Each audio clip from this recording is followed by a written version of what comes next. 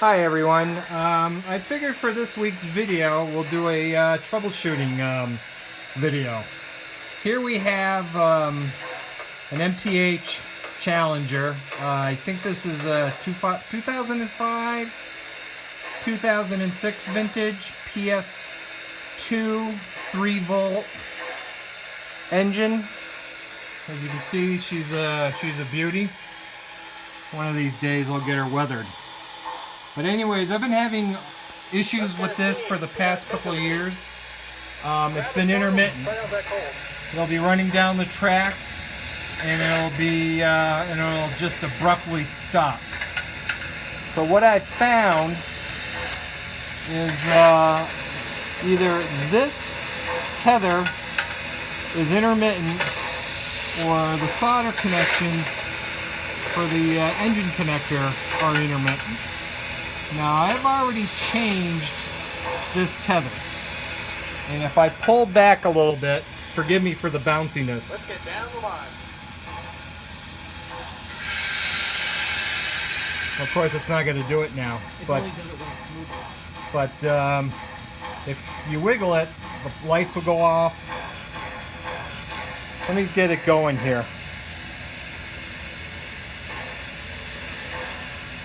See, it's not even running. I'm at 5, but if I hit it, see? So I've got I definitely got an issue. Oh, see, now you can see the lights flickering. So what we're gonna do is I've bought a second tether, just in case it is this. But before we change the tether out, I'm gonna pop the hood off this engine, just take the shell off, and inspect, and even if I don't find anything, I'm going to resolder all the connections on this rear interconnector. So let's get this on the bench and I'll show you what I find. Okay, as you can see, I've got the hood off, and I've got the connector out, and I'm taking a look at it, and all the wires are nice and firm, nice and connected, nothing's loose. No pinched wires, no broken wires. So I'm tugging on everything. Everything's tight. But what I'm going to do is I'm going to resolder where the pins come through the board here. And after that, I'm still going to replace the tether and see if with the action of both, hopefully I can fix the issues this engine is having. So I'm going to go ahead and do that, and well, you know what? I'll let my son continue filming here as I do a little bit of soldering. So let me get my solder,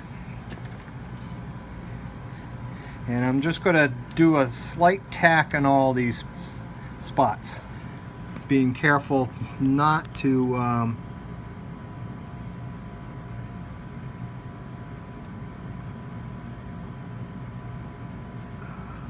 there's one. Being careful not to create any solder bridges,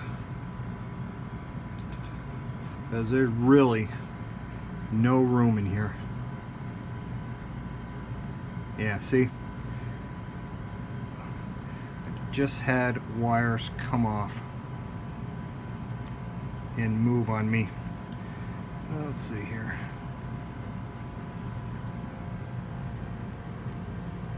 Oops.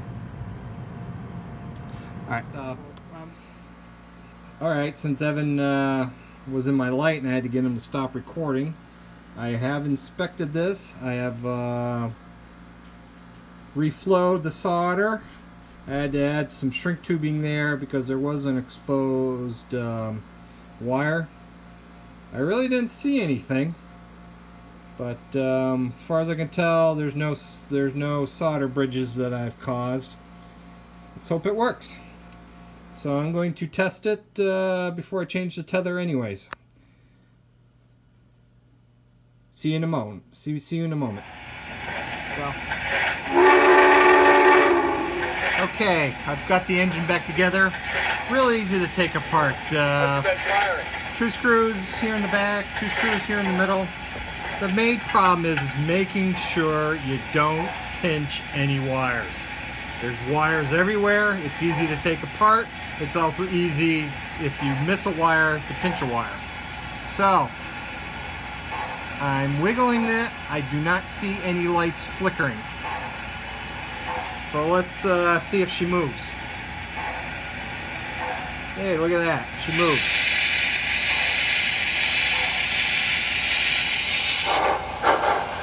So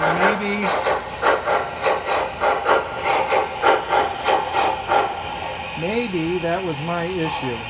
It was a cold solder joint I just couldn't see. The tack and the wires did it.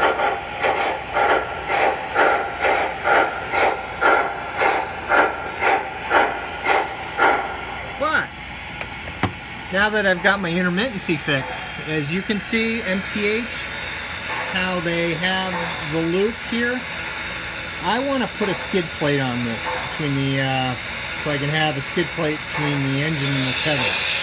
Obviously you can't do that with this, so I'm going to change this out with the other tether I bought. As you can see, it's very hard to move this thing in and out, and I will show you my solution to that. So let's shut the power off, and I will bring the tender to my bench, and I'll show you what I'm going to do. Okay, as you can see here, this is a PS2 engine with the connector, with the tether here with the connector on each end. Got the run angled one for the engine, and then you got the one that plugs in here. If you can see back here, one of the solutions to getting this to be more flexible coming in and out is to drill and line that hole. Well, I really don't want to drill and line that hole. Another issue is they put the speaker right here. So you've got the tether right here, and it won't move because the speaker's in the way. So my solution is, as you can see here, is I've removed the outer insulation on the second tether I've bought. Now I'll tie it up with some zip ties in here so it keeps the curl, but I'm going to use this end at the engine, and I left enough of the outside tubing so that it will stick right out here, or actually right out here, but be able to move freely because the diameter is smaller. Also, with the loss of the outside tubing, I should be able to slide it in and out. Whoops, sorry. Should be able to slide it in and out, or slide it over the speaker a lot easier. So here, Evan, hold this. Okay, remove this guy.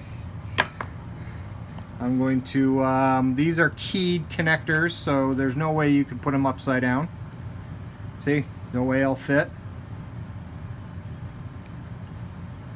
And I will put a zip tie about right here so I can slide it in and out a little bit, and I'll put a couple more zip ties up here to keep the twist, because having wire in a right or a left angle twist makes wiring more flexible. We do this with aircraft harnesses that I repair at work.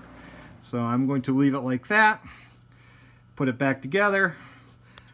I'll be able to come in here and slide back and forth a heck of a lot easier than this outer sleeving, which is almost impossible to slide in and out. Alright, so let's put this back together, and we'll test the engine. Alright, we've got the tender, back together again, and I wanted to show you the tether, how it goes in and out very freely, so I can have some slack here. If you want to do this yourself,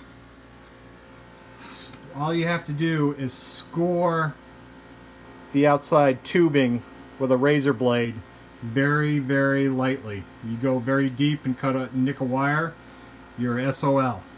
But once you, can you hold that, Evan? Once you score it, all you got to do is break it like this, comes right apart, score it again, make a slit a little bit down the lengthwise, and pull it, and it pulls right off. So let's go ahead and turn the, let me get rid of this string. Alright, let's plug the engine in. Alright, we got the engine back together. As you can see, straight tether instead of that 90-degree one. Plenty of slack. It's hard to tell here, but I should have no problem going around corners. So we're going to get going here in a sec. I just want everybody to know that this is a PS3 auxiliary tender that I bought. I had to modify it to accept, I put a tether from this engine because these didn't come with it. Wire in a tether from here to here. Evan, put it in reverse. As you can see, now I got two backup lights. Put it forward. Put it reverse. And as you know, I love my KD couplers. So Evan, go ahead and couple her to the train, and let's give her a test run.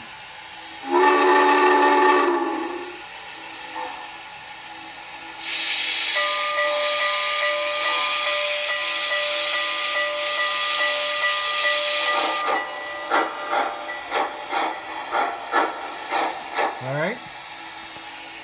Bruce.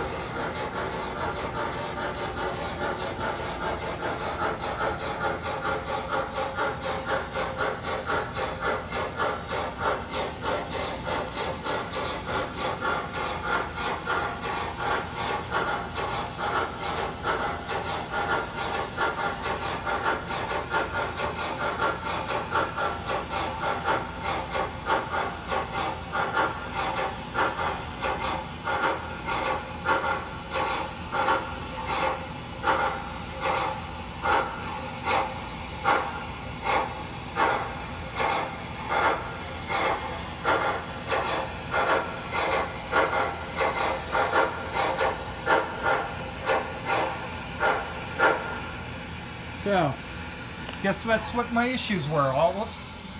Gotta get my finger out of the way. Sorry about that, guys. So, cold solder joint on the tether connector on the engine. All fixed. As you can see, the last time I had it apart a couple weeks ago, I put the 2 sets of drivers about 180 degrees out from each other. So they're out of sync. Another modification I did to this engine a few years ago was I expanded the hole for the smoke unit. So now the hole's a little bit bigger. I get a little bit more flow from the smoke unit. And as you could hear, this engine has 8 chuffs for the 2 engines. Wow, imagine that. A Challenger with out of sync articulated chuffing. Alright, I hope you enjoyed the video, and we'll see you later.